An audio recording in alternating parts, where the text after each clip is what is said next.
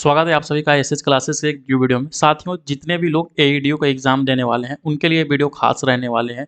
इस वीडियो में हम देखेंगे कि आखिर में जो एईडीओ का एग्जाम जो कि संभावित है जनवरी 2026 में होने के लिए, उसका सिलेबस क्या है और एग्जाम पैटर्न क्या है, किस टॉपिक से कितने कितने सवाल पूछे जाएंगे और कौन सा पेपर से मेरिट बनेगा और कौन सा पेपर क्वालिफाइंग पेपर है, एक एक करके इस वीडियो में सारे कुछ देखेंगे। सबसे पहले हम एग्जाम पैटर्न देखते हैं, उसके बाद आपको हम सिलेबस के बारे में बताएंगे। अगर के साथियों बीपीएससी एईडीओ का सिलेबस अगर के देखते हैं तो इसमें 3 पेपर से सवाल पूछे जाते हैं, जिसका नाम है पेपर 1, पेपर 2 और पेपर 3 है। पेपर 1 जो होगा ये हिंदी के सवाल रहेंगे, यानी कि ये लैंग्वेज पेपर होगा, इसको हम बोल सकते हैं लैंग्वेज पेपर। इसमें आपको 100 सवाल पूछे जाएंगे और उसके लिए जो मार्क्स है 100 नंबर के लिए 2 घंटे का समय दिया जाएगा और ये जो पेपर होगा ये क्वालिफाइंग पेपर होगा, ठीक है। और इंग्लिश में साथियों इसमें 30 सवाल पूछेगा और हिंदी से आपका यहाँ पे 70 सवाल पूछा जाएगा और दोनों में अलग अलग 30% यहाँ पे क्वालिफाइंग मार्क्स लेकर आपको आना अनिवार्य है, ठीक है। ये पेपर 1 होगा जो कि 2 घंटे का होगा और ये क्वालिफाइंग पेपर होगा। अगर कि आप इसमें फेल हो जाते हैं तो अगला पेपर आपका यहाँ पे चेक नहीं किया जाएगा, ठीक है। अगला है यहाँ पे समान अध्ययन जनरल स्टडीज का पेपर। इससे भी 100 सवाल पूछे जाएंगे, 100 नंबर के रहेंगे और 2 घंटे का यहाँ पे समय दिया जाएगा। इससे ही आपको यहाँ पे मेरिट बनेगी, ये मेरिट में शामिल होगा। तीसरा पेपर होगा साथियों जो आपका जनरल एप्टीट्यूड यानी कि मैथ सामान्य योग्यता के होंगे। इसमें भी 100 सवाल पूछे जाएंगे और 100 अंक का होगा और 2 घंटे के लिए आपको समय दिया जाएगा, ठीक है। ये भी आपका मेरिट में शामिल होगा, यानी कि जो पेपर 2 है पेपर 3 है, ये दोनों से मिलकर आपका यहाँ पे मेरिट बनेगा, ठीक है। टोटल यहाँ पे 300 प्रश्न होते हैं 300 नंबर के और टोटल नंबर ऑफ टाइम देखिएगा तो यहाँ पे 6 घंटे का आपका एग्जाम लिया जाएगा। हो सकता है 2 दिन में एग्जाम लिया जाए या हो सकता है 1 दिन में एग्जाम लिया जाए। एग्जाम कितने दिन में होगा ये आपका ऑफिशियल नोटिफिकेशन में कोई भी जानकारी इसका नहीं दिया गया, ठीक है। इसका अगर मुख्य बिंदु देखें, जो सभी प्रश्न होंगे वो आपका MCQ बेस पे रहेगा और जो निगेटिव मार्किंग है साथियों 1/3 यहाँ पे निगेटिव मार्किंग है।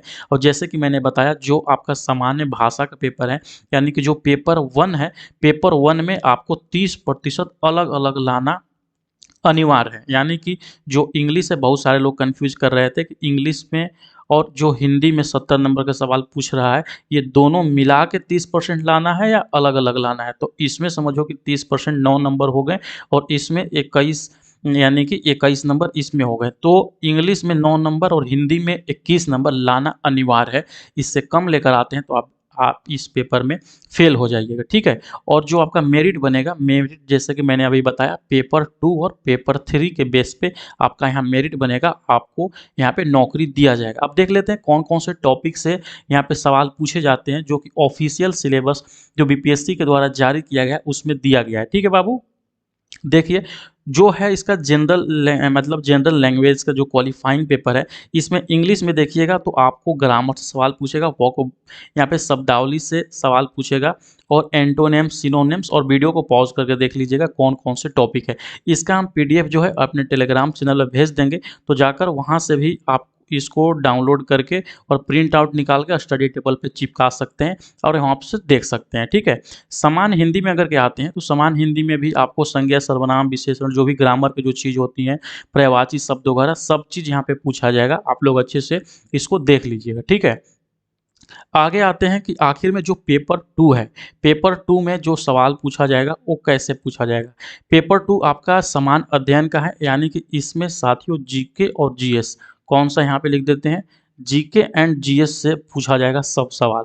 GK GS में अगर देखिए करेंट अफेयर हो गया, भारत का इतिहास और बिहार का इतिहास, भूगोल, पॉलिटी अगर के देखिएगा, भारतीय राज्य व्यवस्था दिया गया, इकोनॉमी है, सामान्य विज्ञान और प्रौद्योगिकी से सवाल पूछा जाएगा आपका।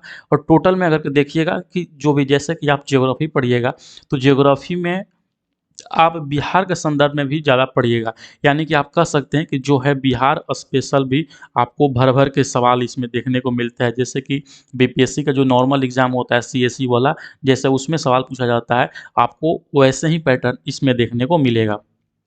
बाकी एजुकेशन और पेडागोजी से भी कुछ सवाल आपको देखने को मिल सकते हैं जो कि पेपर 2 में होगा, ठीक है। पेपर 2 में प्योर GK GS रहने वाले हैं आपका, तो आप वहाँ से देख लीजिएगा जो जो टॉपिक दिए हैं इसके लिए सबसे बेस्ट बुक अगर के हमसे पूछिएगा ना कि जीके के लिए सर बताइए कोई बेस्ट बुक, तो आप एक क्राउन का बुक आता है, CROWN, क्राउन का जीके जीएस का बुक आता है, जैसे कि लूसेंट आता है उसी टाइप का, वो पढ़ लीजिएगा, सारा का सारा काम हो जाएगा। अगर क्राउन का बुक नहीं है तो जो लूसेंट का बुक है ना, लूसेंट का बुक से आपका हो जाएगा यहाँ पे, ठीक है।